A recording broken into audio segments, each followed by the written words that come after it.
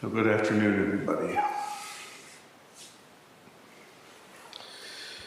It's atypical to have a talk at this time, and yet I feel very strongly that there's a particular talk that needs to happen right now. And so guess what? My answer is yes. My practice is yes. Rohatsu Sesshin provides in some ways, unique opportunity to really punch through. Of course, we can always punch through. That's also true. But there are certain causes and conditions which, when ripened, are of great assistance and a boon to the effort and to the practice. And we're in such a time right now, if for no other reason, and this is a big one, that many of us have actually been able to secure the time to actually do the entire Rohatsu. Like, that alone is an incredibly empowering thing. And I felt very strongly that it is worth taking just a little bit of time on this first day to really make sure that the dial is set in right from the beginning. I'll kick off the impulse here with my old friend, the Lankavatara Sutra. There's a line in here or two I think are worth the moment. As for the teachings, the Lotus Sutra says, there are priests and popular teachers who are given to ritual and ceremony, and who are skilled in various incantations and in the art of eloquence. They should not be honored, nor reverently attended upon. For what one gains from them is emotional excitement and worldly enjoyment. It is not the Dharma.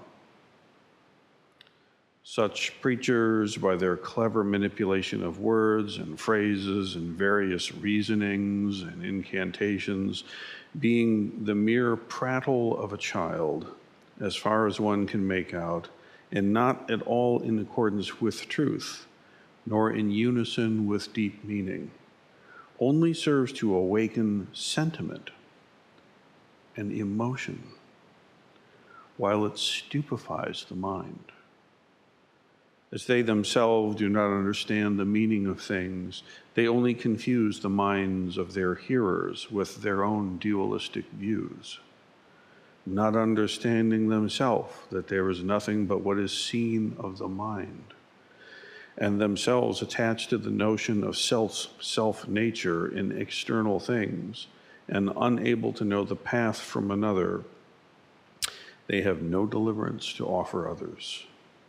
Thus, these priests and popular preachers who are clever in various incantations and skilled in the art of eloquence themselves, never being emancipated from the calamities of birth, old age, disease, sorrow, lamentation, pain, or despair, lead the ignorant into bewilderment by means of their various words, phrases, examples, and conclusions. Pretty scouring review from the old Buddha. And you know, it's nothing new. As I look upon the religious teaching that is, or what is proffered as such, in the popular culture, and even in a lot of subsets and so on, it's really, if you get down to it, it's about emotional manipulation. You know? And so what is the Dharma that isn't this emotional corralling, this business of trying to just make yourself feel good or feel certain?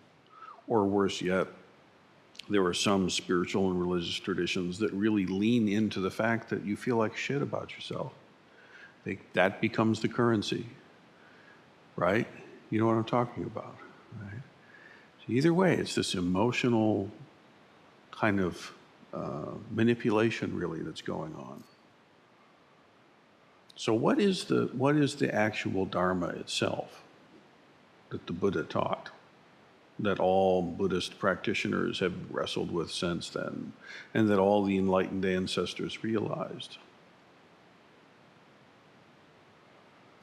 It has to do with realizing the non-self of the person. It has to do with actually seeing for yourself that there is no self there. Ta-da! Now, this does not appeal to the self. This is not. This doesn't sound like a tasty treat to sign on for. Oh, I know. This will be great. You know. But actually, this is the case. You see. And it begins, this study of emptiness, this study of true nature, this encounter with true nature, right? It really starts with a very, very clear encounter, right? We must be very clear, and we must really pay attention to what our experience actually is.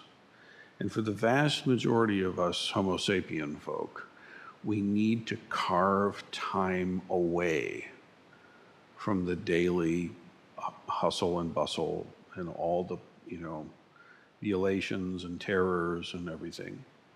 And it's extraordinarily helpful to come aside into a space that's designated and designed really for the ritual of encounter of no self. And so you could say that's what Rohatsu is doing. We heard Doan Sensei recapitulate the story of the Buddha's awakening on Sunday.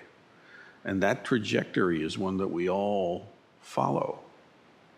But ultimately, it comes down to looking into that reflection in the pool and confronting that self, that seeming self, and seeing through the mirage which offers itself as you.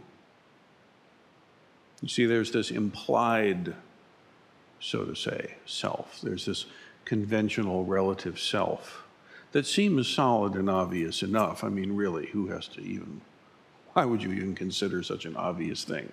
Here's myself, of course, and there's yourself. What else would it be? But when we actually examine closely and carefully, what we find is that this assumed solid fact of me is actually quite vague. And if you're impartial about it, and if you're grounded and centered enough, it gets even vaguer the more you look into it. It really is like a mirage or like a cloud. You can look up and see, oh, there's clearly the cloud. But if you actually get into a plane, and the closer you get to the cloud, the less clear it is. Where is that cloud all of a sudden? Exactly where does it start and stop? Where is the true cloudness of the cloud? Surely there's some center in there somewhere that's like the pith of the cloud. And that's the real, true cloud. The rest is all just packing. But of course, we know that's not the case. There is no solid, fixed, permanent, singular, independent core that makes the cloud the cloud. We know obviously that's not true. And yet when we look to ourselves, we readily assume that we are permanent, that we are singular, and that we are independent. And yet if we look close, if we look very, very close, if we get very still and pay clear attention, well, these assumptions don't really hold.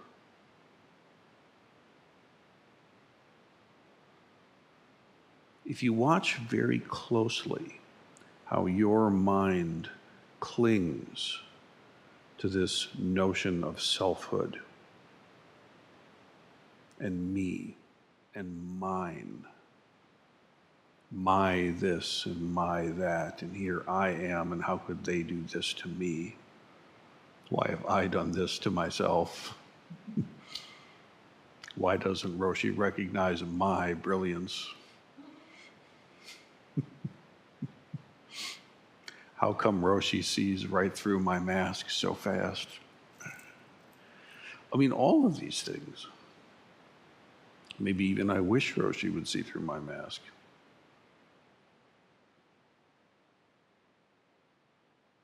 There's this emotional behavior that we have, and for lack of a better word, I'll just call it that.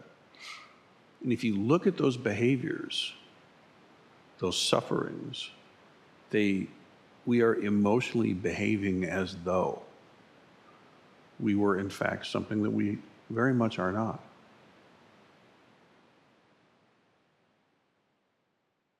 And there's tremendous emotional resistance to seeing into this non-self of the self.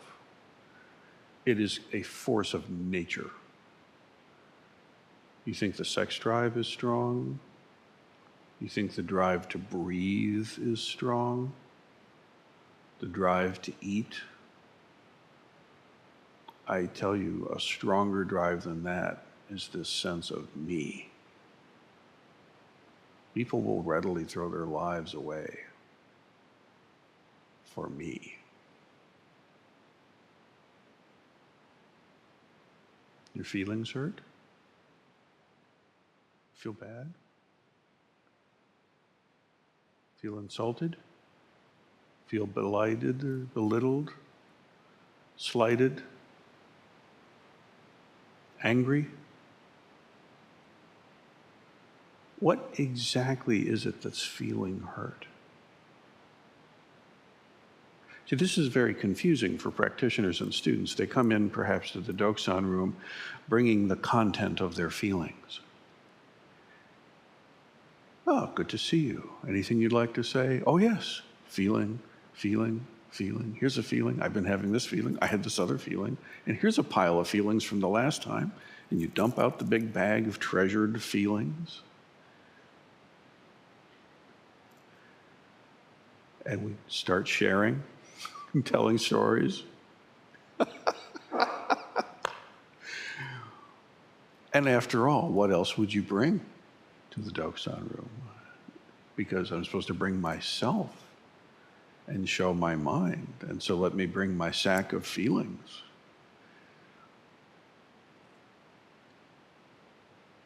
And one answer is to say, oh, I see how you feel. I've felt the same. And it's true. Honest to God. The whole bandwidth of feelings that any human being can have is pretty much the same one to the next if we're honest about it. And any feeling that you can have is a feeling that any human being can have, or said the other way, a feeling that any human being can have, you can have. They're all up for your access, more or less. And the Buddha here is being extremely critical of supposed priests and teachers that are basically just shuffling the feeling deck around for their listeners.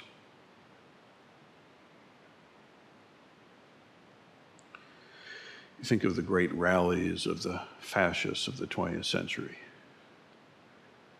Massive gatherings and feeling hurting. It's no different, really, than what the Buddha's critiquing. Far more malevolent. But the mechanism is nothing new.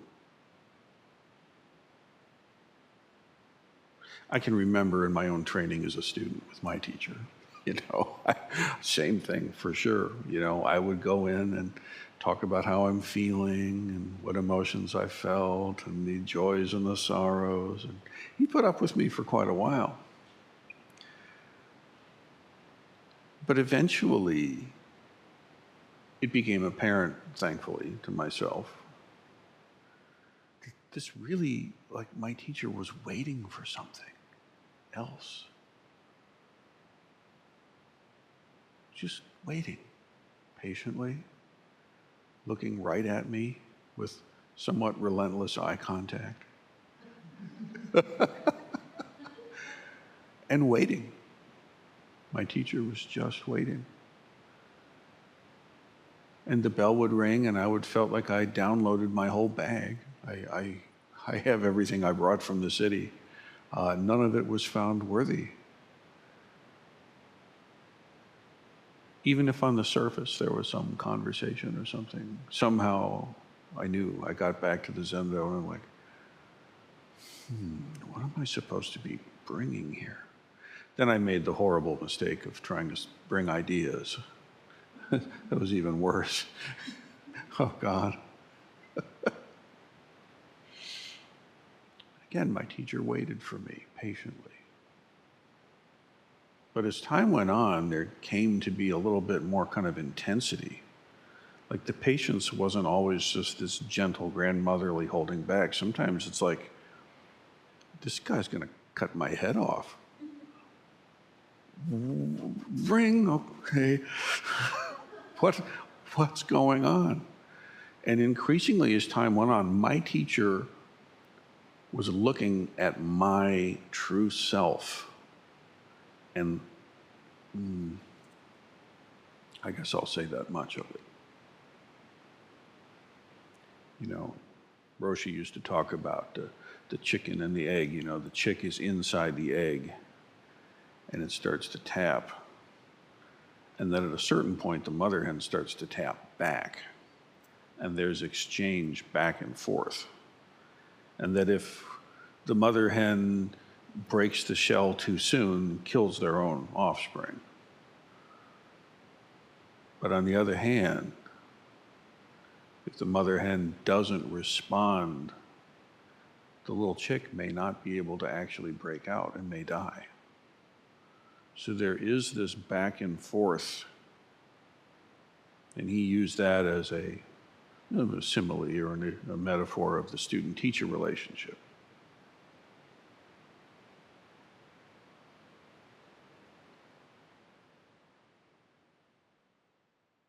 So this emotional resistance to seeing into no self, it presents in very specific ways. And sometimes we as practitioners don't even realize that that's what's going on. We come in with our bag of stuff, and it turns out to be basically the resistance to the main topic. And what's crazy about this is here you are in your gray shokan robe, or about to be, with your precepts behind you and your refuge in place, and the bodhisattva vows going for you. The mind of bodhicitta has somewhat been risen anyway, and here we are, and you're in. You are in. You are so in. But don't be satisfied with that feeling. It's a good feeling. I like it. I know. But don't be satisfied with that. And don't think that the objective here is to keep steering yourself so that you're always having nice feels. Now, this massive resistance to actually seeing the no self of you, one of the ways that that shows up is you can find yourself filled with desire. And I mean just desire. You can pick your object. It can be sexual or food or, I don't know, whatever. But you can be sitting there and desire has basically taken over your mind stream. Ironically, it can even show up as desire to be a good Zen practitioner. It doesn't have to be something that you might readily think of as probably not the right idea. Really be careful, because if you are so filled with your desire to do this right, that's actually a way of pushing it away. That is a defense mechanism of your false self. It's sophisticated, it's subtle, but it's all bullshit. So be careful if you're sitting, if you're working with your koan or whatever it is, and this desire starts to be the fuel you're burning, don't trust it. Nothing that comes from that is worth it. It's not.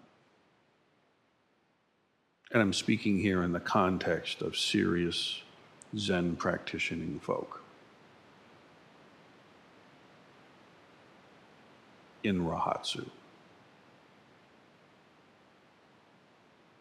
The other one that shows up is irritation. Just irritation. It might not blow up so far as to be a full case of ill will, but oh goddamn, are things irritating. Can you believe that person's sitting right there?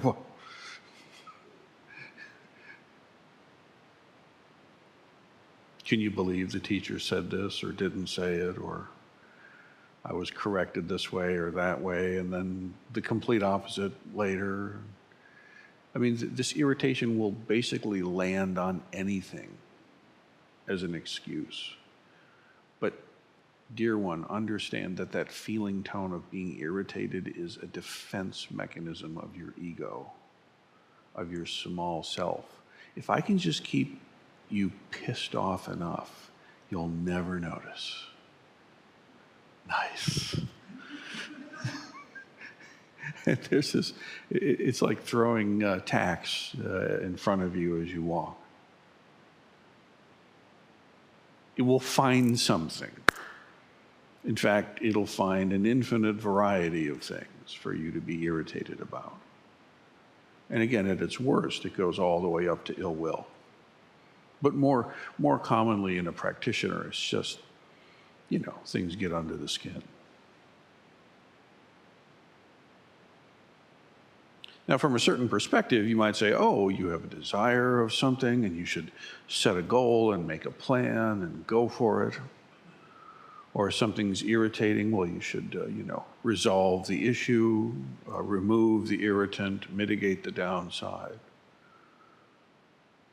And there are a lot of cases where that counsel is wise, but not in this matter.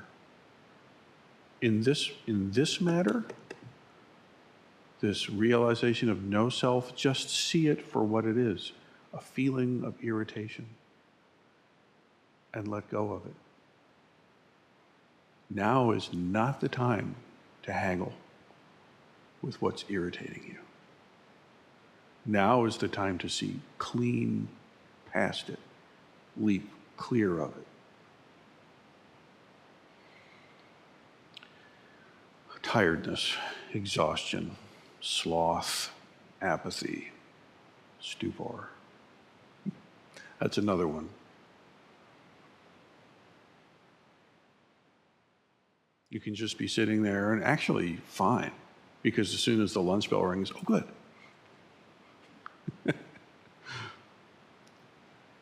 Or as soon as the talk comes in, oh, great, the talk, I love the talks. Perk. Whereas an instant before, oh, I can't make it. I can't go on. I can't go on.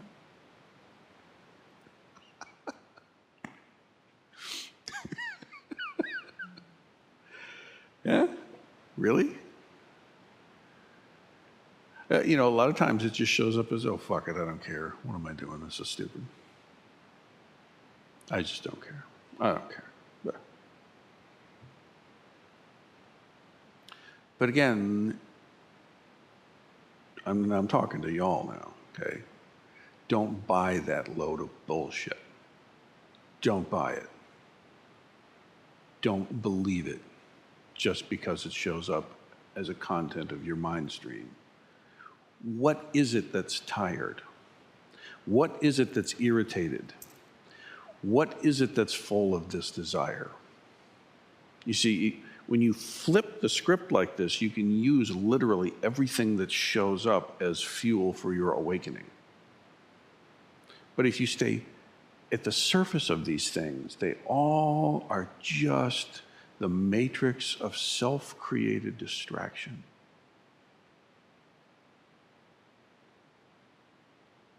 and compelling. And of course, like the other ones, look, if you need to chill and hit the rack for a period, go do it. We talk so much about the accommodation end, and I'm not trying to mitigate that in any way, but let's be really, really fucking clear here.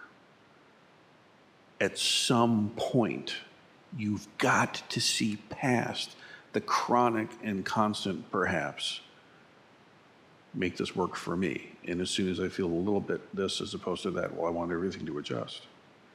I promise you, if you live like that and you practice like that, you will never really see into the trap of your own mind.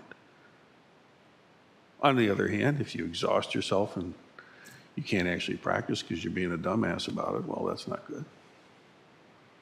So this is adult stuff. Like, you have to really own your own high seat here.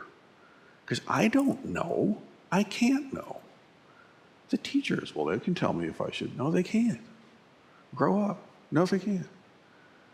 I don't know. You have to know. Right? This is a very mature way of doing this, because in a lot of sanghas, there is no choice about it. The schedule is this, the expectation is that, you make it or get the hell out. And although I do not agree, I do understand. That does tend to make things somewhat clear.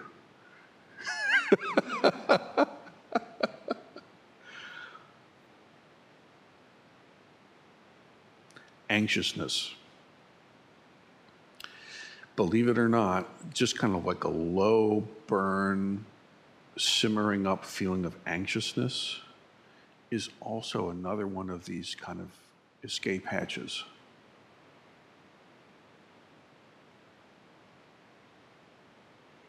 It's sometimes referred to as restlessness. This kind of frenetic feeling like, I don't know, there's something going on here. And it's, again, it's just another feeling that's arising. And the one that's probably one of the more difficult of all of them is just doubt. And here, I don't mean the noble doubt of who am I, but the doubt of, is this real? Can I really do this? Is this worth it?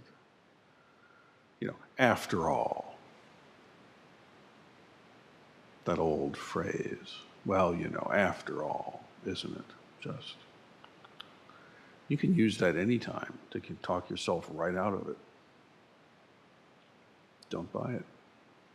You see, there's this kind of growing up that has to happen with the way you relate to these emotions as a practitioner. To be able to recognize when one of these things or variations thereof is taking sway. And don't buy it. Don't buy it. See it, acknowledge it, let it go, and come right back to your practice. That basic instruction that every newbie hears at every beginning instruction class is the most advanced teaching there is to be offered. See what's happening. Acknowledge what's happening. Take responsibility for it and let it go. And come back to your practice, you see.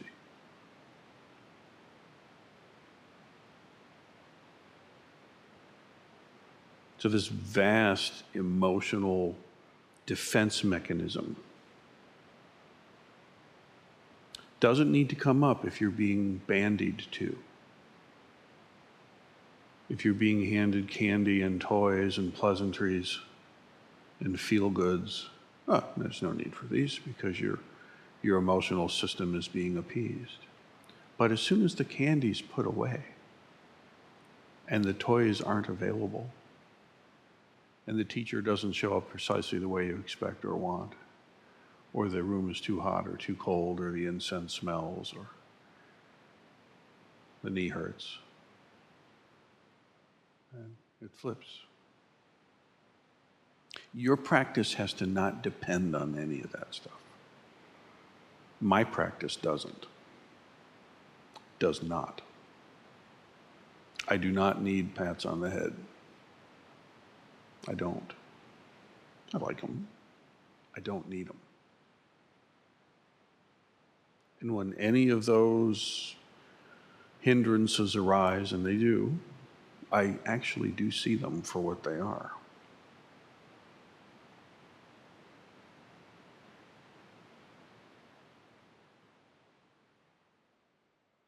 So therefore, we have to really investigate our experience extraordinarily deeply. So instead of playing with all those emotional games, what are you supposed to do?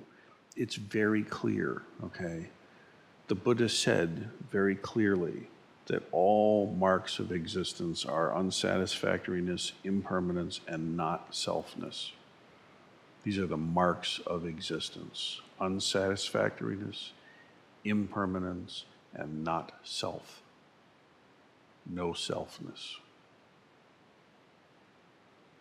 And the way in is to pay,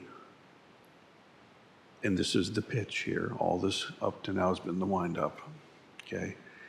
It's to pay meticulous attention to your own moment by moment, instant by instant experience, in as fine a detail as you can possibly muster. And I mean nanosecond by nanosecond. You've got to tune in to what is actually showing up in your mind stream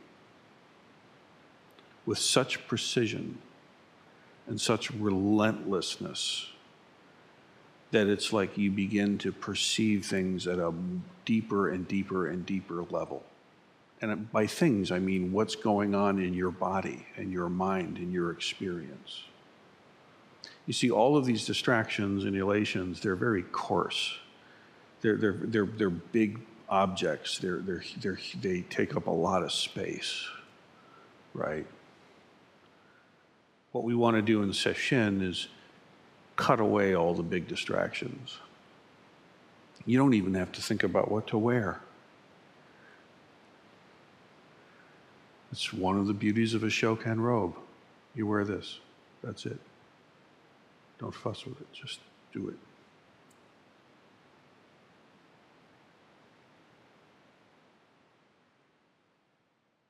And as you pay exquisite attention to the nanosecond by nanosecond content of your experience and look ever more closely and more attentively,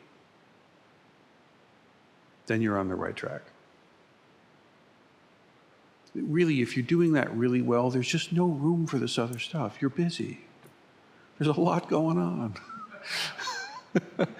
I don't have time for that. There's so much to be tended to. I got no room for irritation. Are you kidding me? That's exhausting. Really, irritation is a very coarse feeling. It's a gorilla. It's huge. It's this big, chunky, crazy thing. It's just, what are you doing?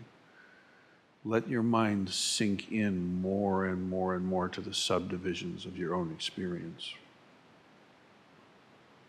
You'll see there's immense power there.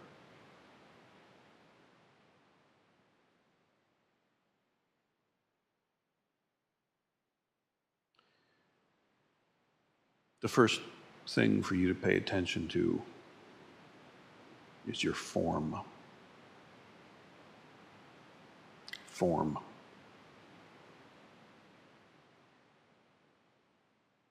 This means your body. Again, beginning instruction. What happens? Maybe it's been a minute since you've received it or offered it, but it has to do with your body and your posture. Your spine is this, your hands are this, your legs are like so. The mudra is this way, not that way. The eyes are thus. And that's the outside of you, of your skin bag. And if you really pay attention to your body, like really, really tune into it while you're sitting there. Don't float away from it. Don't repress it.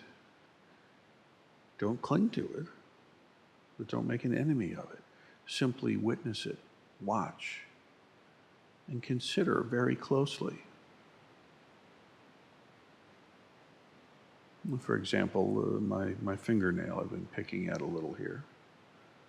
That fingernail, is that me? If I pick at it enough and a little chunk comes off, before then it was me and now it's not? No, none of us would say that the fingernail is me, of course. Okay, how about the finger? We're not quite used to shedding those. I like my finger. Who is this I? And what is this like? And what the hell is this finger?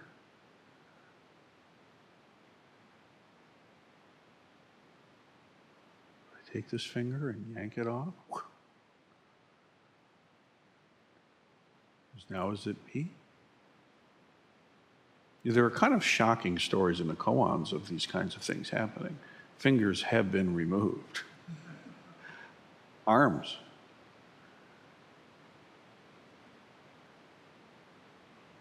Is the arm me?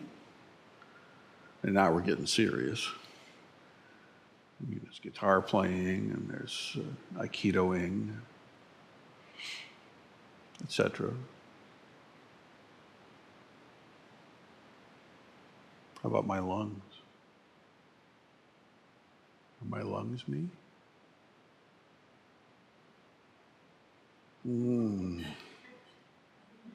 Kidneys? Heart? Fuck's going on here? Wait a minute.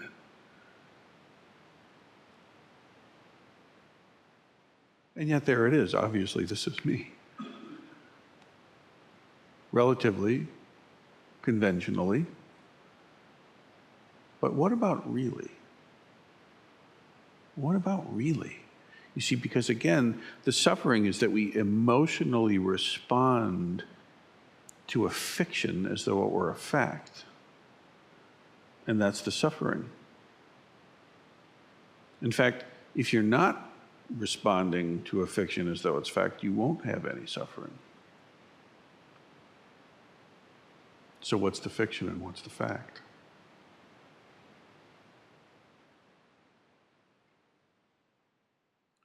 It's kind of interesting, if you consider your toes. There they are. Wiggle your toes, if you would, for a minute, just to confirm. There's your toes, right? And they're right where they ought to be. True? As far as we can say, for all of us in the room at the moment, your toes are still there being toes. Excellent. What about your foot? Your feet, right? There they are. Your calves. Happens to be everybody in the room still has all that gear intact. Could not be the case. Knees, whatever those are, thighs, I guess. Hara, hands, they're all right where I expect them to be. Consider for yourself. Note that your hands are where they should be. Look at them. You see that they're there. There they are. There's the hands. Go up the arms, elbows, shoulders. You can feel your neck is where it's supposed to be. What is there where your head is supposed to be?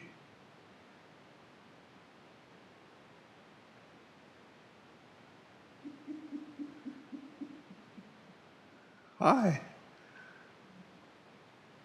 What is it that's there where your head is supposed to be?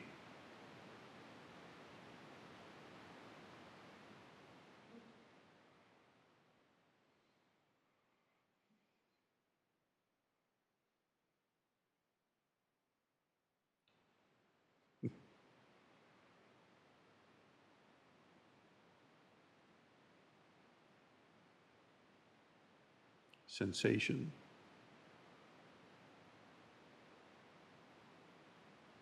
feelings. Now, really, strictly speaking, this means pleasure, displeasure, and indifference. Right? You watch very closely your own mind during this retreat. Or just pay attention to the experience that presents, and you'll see there's this constant stream of positive, negative, neutral, positive, negative, neutral. I like to talk. Now I don't like to talk. This is engaging. This is boring. It scares the shit out of me. This is inspiring to me. You know, and again, the finer detail that you can tune into your own experience, the better. You cannot zoom in too much.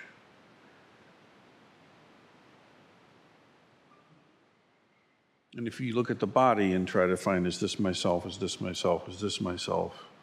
There's no self there to be found. There's nothing permanent, there's nothing singular, there's nothing independent in the form. There's nothing permanent in these sensations either. I like it, don't like it, don't care about it. They don't stick. Did you notice that yet? The same exact zendo that you're so giddy and inspired by in one instant, the next instant it's just like, meh.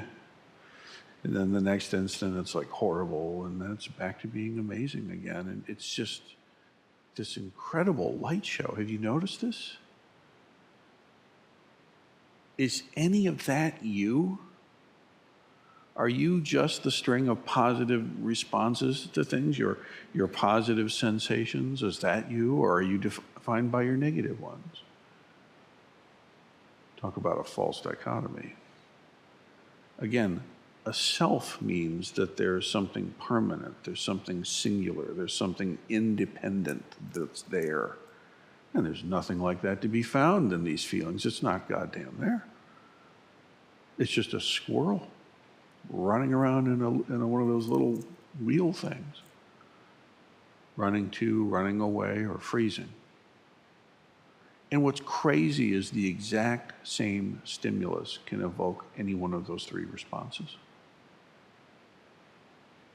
largely based on your past karmic habit patterns, causes and conditions. There's no self there. A lot of us think that our likes and our dislikes are who we are. Tell me about yourself. Well, I'm a... The list comes out.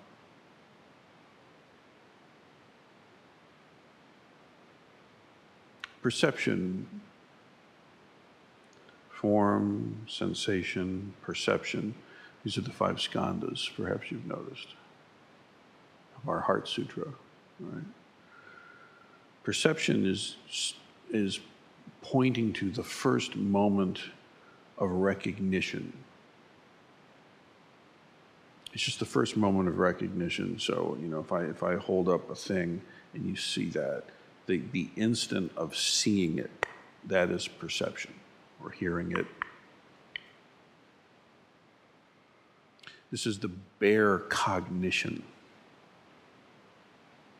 of visual things. Things you hear, things you smell, how things feel. Taste.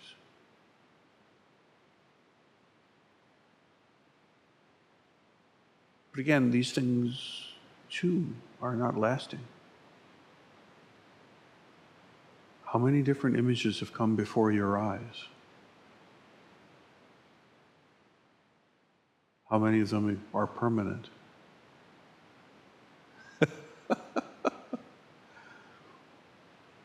How many different sounds, pleasing and displeasing and neutral? But how many permanent?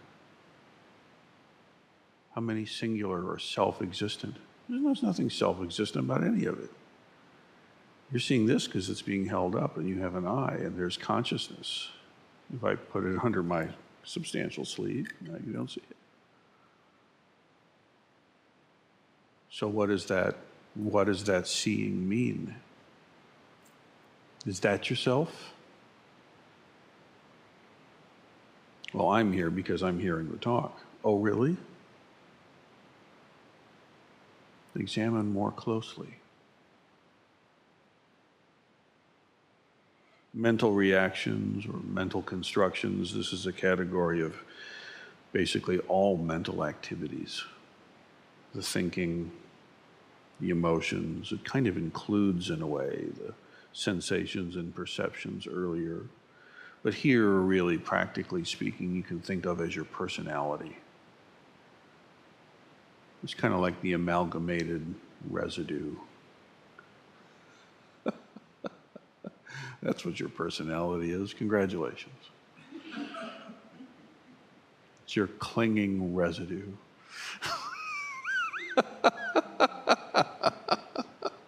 That's inspiring, eh? But seriously, if you really take your personality to be yourself, you're in trouble. You're in serious trouble. Because is that personality permanent? No, it isn't. Is it singular? Is there some fixed? I mean,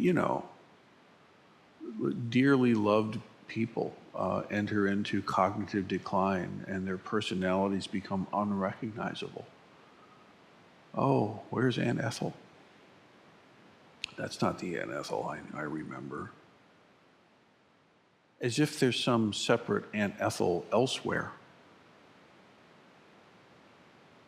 As if that was the true Ethel.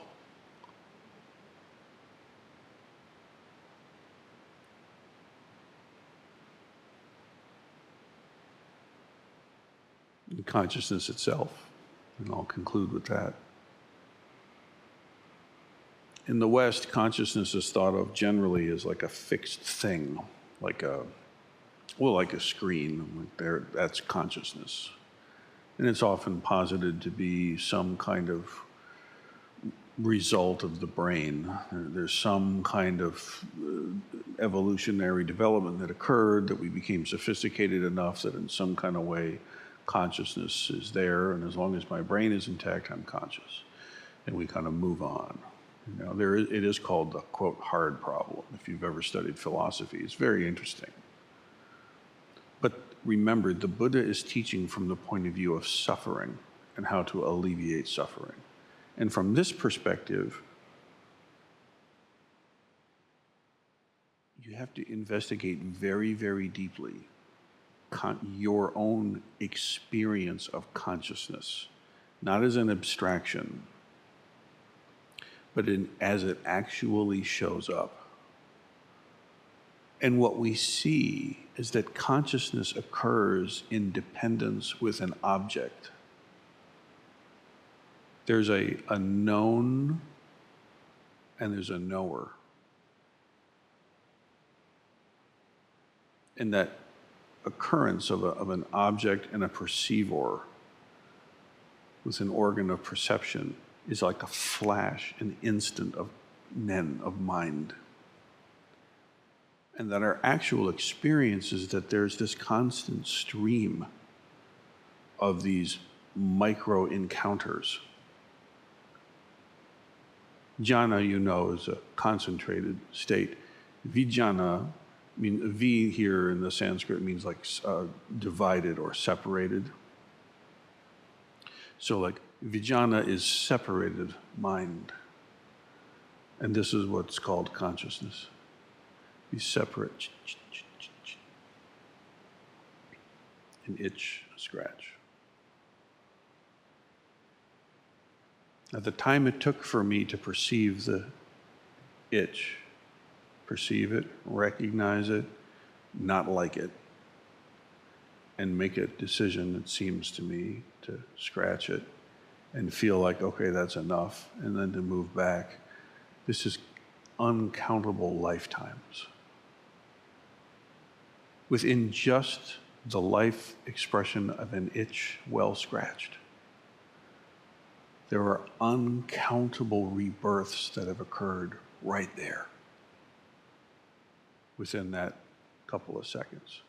Literally, uncountable rebirths occurred and deaths.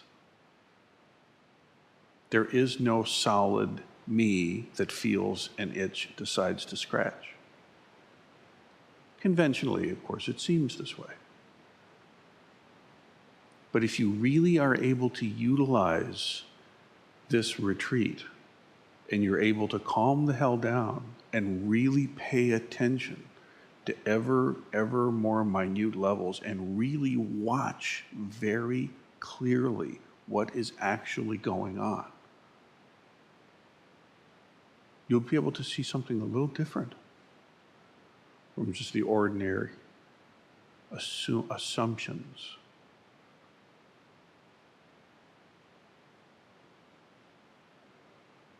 See, emotionally, you respond to these skandhas as though they were fixed, permanent, and you. And so you suffer because they are not. Avalokiteshvara Bodhisattva, doing deep prajnaparamita, realize the emptiness of all the five skandhas. You've heard. Well, okay, she had her turn. Now it's your turn. Because seriously, no exaggeration, this is not theoretical. It is possible for your mind to rest peacefully in this vast space.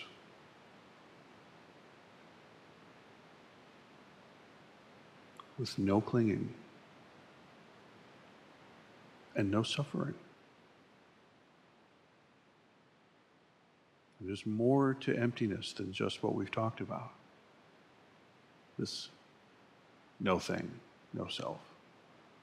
But it begins with you seeing clearly right through your own skin bag. So pay attention. You have this immensely precious opportunity laid at your feet. Here we are on the first day. You're healthy enough to be here. Your body's agreeing enough that you can be here and participate. Don't take that for granted. Use it. Use it well. Don't just get through it. Really see through it. Take a hold of every instant. Be tireless. Or if you get tired, that's okay, be relentless. The last thing you should be aware of as you fade off to sleep, the first thing you should call as soon as you come back to consciousness. You will find that your practice will continue through even into sleep like this. In this way, your whole being becomes a mass of doubt. Who is it? Whose feelings are hurt here? Where is that? Who am I? And then we're on the right track. For the sake of all beings throughout space and time, please take this up and make it so.